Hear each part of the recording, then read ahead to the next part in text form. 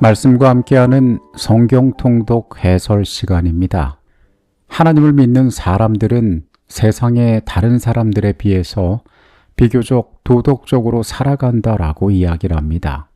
물론 신앙을 하는 것이 그 사람이 훌륭한 사람임을 의미하지는 않습니다. 그러나 하나님을 믿는다는 것은 어느 곳에나 계시며 언제나 살아계신 하나님께서 그의 삶의 모든 것을 지켜보신다는 것을 인정하는 것이기에 그는 하나님 앞에서 구별된 삶을 살아갈 수밖에 없습니다. 하나님의 살아계심을 인정하지 않는 자들은 사람의 눈에 숨길 수만 있다면, 다른 이에게 발각되지만 않는다면 자신의 죄악이 드러나지 않을 것이라 생각할 수 있습니다. 그러나 우리가 그분의 살아계심을 믿는다면 우리는 결코 이 땅을 그렇게 살아가지 못할 것입니다. 내일 우리가 읽게 될 성경의 말씀은 시편 81편부터 85편까지의 말씀입니다. 시편 81편의 내용으로 갑니다. 우리의 능력이 되시는 하나님을 향하여 기쁘게 노래하며 야곱의 하나님을 향하여 즐거이 소리칠지어다. 시를 읊으며 소고를 치고 아름다운 수금의 비파를 겸할지어다. 주하루와 보름과 우리의 절기에 나팔을 불지어다. 이는 이스라엘의 율례요 야곱의 하나님의 규례로다. 초막절이나 나팔절 같은 이스라엘의 거룩한 절기에 불려진 찬양시가 시편 81편입니다. 구원의 하나님을 향한 기쁜 찬송으로 시작하나 후반부에서는 이스라엘이 하나님의 음성을 듣지 않고 배역하여 광야의 길을 걸었던 역사를 회고하며 내 백성이 내 말을 들었더라면 하고 탄식하시는 하나님의 안타까운 사랑이 말씀 가운데 드러나 있습니다. 나는 너를 애굽 땅에서 인도하여 낸 여호와 내 하나님이니 내 입을 크게 열라. 내가 채우리라 하였으나 내 백성이 내 소리를 듣지 아니하며 이스라엘이 나를 원하지 아니하였도다. 내 백성아 내 말을 들으라. 이스라엘아 내 도를 따르라. 그리하면 내가 속히 그들의 원수를 누르고 내 손을 돌려 그들의 대적을 치리니 또 내가 기름진 밀을 그들에게 먹이며 반석에서 나오는 꿀로 너를 만족하게 하리라 하셨도다. 시편 82편의 말씀으로 갑니다. 하나님은 신들의 모임 가운데에 서시며 하나님은 그들 가운데에서 재판하시느니라. 너희가 불공평한 재판을 하며 악인의 낫보기를 언제까지 하려느냐? 너희는 가난한 자와 고아를 위하여 재판하며 곤란한 자와 빈궁한 자에게 공의를 베풀지며 가난한 자와 궁핍한 자를 구원하여 악인들의 손에서 건질지니라. 하나님께서 대주제와 재판장으로서 세상의 통치자들과 재판장들을 모아놓으시고 그들의 불의를 엄중히 꾸짖으십니다. 약자와 고아를 위해 공의를 행하지 않은 자들은 반드시 파멸할 것이며 궁극적인 세계의 통치권은 오직 하나님께만 있음을 선포하고 있습니다. 내가 말하기를 너희는 신들이며 다 지존자의 아들들이라 하였으나 그러나 너희는 사람처럼 죽으며 고관에 하나같이 넘어지리로다. 하나님이여 일어나사 세상을 심판하소서. 모든 나라가 주의 소유이기 때문이니이다. 시편 83편의 말씀으로 갑니다. 하나님이여 침묵하지 마소서.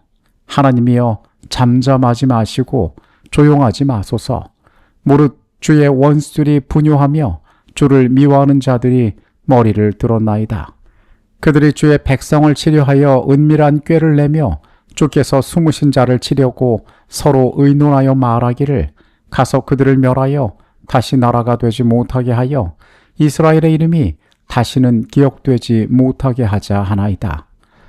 이스라엘을 지구상에서 완전히 진멸하여 다시는 그 이름이 기억되지 못하게 하자며 사방의 이방 나라들 에돔, 모압, 암몬, 아말렉 등이 거대한 군사동맹을 맺고 쳐들어왔을 때 하나님께서 과거 미디안과 시스라를 물리치셨던 것처럼 폭풍과 광풍으로 그들을 멸하사 여호와만이 온 세계의 지존자이심을 알게 해달라고 부르짖는 내용이 시편 83편에 담겨 있습니다. 주의 광풍으로 그들을 쫓아내시며 주의 폭풍으로 그들을 두렵게 하소서. 여호와라 이름하신 주만 온 세계의 지존자로 알게 하소서. 시편 84편의 말씀으로 갑니다. 만군의 여호와여, 주의 장막이 어찌 그리 사랑스러운지요. 내 영혼이 여호와의 궁정을 사모하여 쇠약하며 내 마음과 육체가 살아계시는 하나님께 부르짖나이다. 나의 왕 나의 하나님 만군의 여호와여, 주의 제단에서 참새도 제집을 얻고 제비도 새끼들 보금자리를 얻었나이다. 주의 집에 사는 자들은 복이 있나니 그들이 항상 주를 찬송하리로다. 이 시편 84편은 고라자손의 시로서 시편 전체에서 가장 아름다운 시들 가운데 하나입니다. 하나님의 성소와 임재를 극진히 사모하는 순례자의 기쁨을 노래합니다. 하나님의 집에 거하는 자의 복과 성전을 향해 길을 떠나는 자들의 영적 활력을 생생하게 묘사하고 있습니다.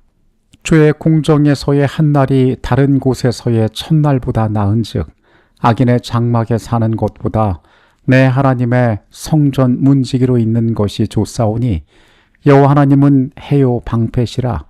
여호와께서 은혜와 영화를 주시며 정직하게 행하는 자에게 좋은 것을 아끼지 아니하실 것임이니이다. 시편 85편의 말씀으로 갑니다. 여호와여, 주께서 주의 땅에 은혜를 베푸사 야곱의 포로된 자들이 돌아오게 하셨으며 주의 백성의 죄악을 사하시고 그들의 모든 죄를 덮으셨나이다. 우리 구원의 하나님이여, 우리를 돌이키시고 우리를 향하신 주의 분노를 거두소서.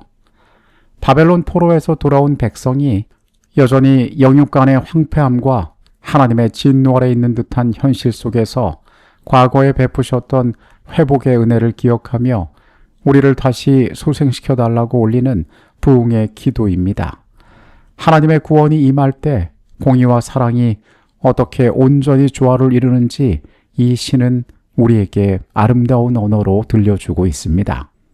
인자와 진리가 같이 만나고 의와 화평이 서로 입맞추었으며 진리는 땅에서 솟아나고 의는 하늘에서 굽어보도다. 여호와께서 좋은 것을 주시리니 우리 땅이 그 소산을 내리이다. 의가 주 앞에 앞서가며 주의 길을 닦으리로다. 시편의 저자 중에 한 그룹인 고라의 후손들은 늘 성전의 아름다움을 찬양하고 있습니다. 그들은 대대로 성전에서 찬양하는 일들 그리고 성전의 문지기로서 봉사했음을 우리는 말씀 가운데에서 알 수 있습니다. 그들이 가지고 있는 또 하나의 특징이라면 그들은 반역자의 후손이었습니다. 고라는 아론과 모세와 사촌지간이었습니다.